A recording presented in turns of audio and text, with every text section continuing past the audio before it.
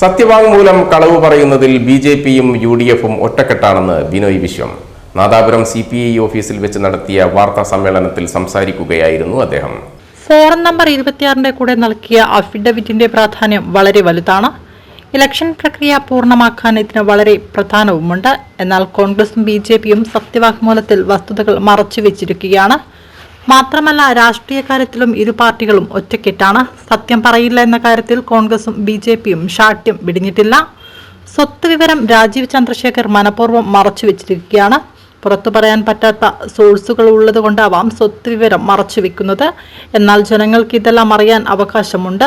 പ്രതിപക്ഷ നേതാവ് സതീശനും സത്യം മൂടിവെക്കാൻ പാടുപെടുകയാണ്. അദ്ദേഹത്തിന്റെയും ഭാര്യയുടെയും സ്വർണത്തെക്കുറിച്ച് സത്യവാങ്മൂലത്തിൽ വിവരമില്ല.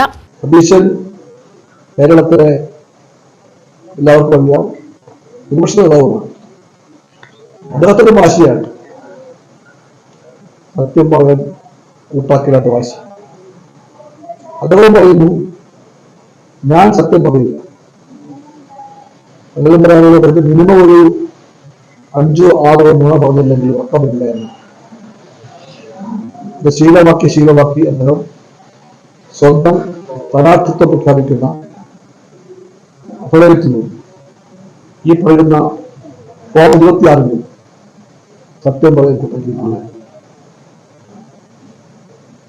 സതീശന്റെയും ഭാര്യയുടെയും പേരിലുള്ള സ്വർണ്ണാഭരണങ്ങളുടെ കണക്ക് അവിടെ വെച്ച് കാണുന്നില്ല.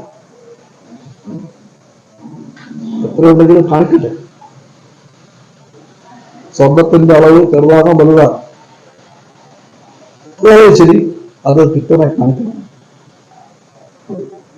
അദ്ദേഹം MLA ആണ്.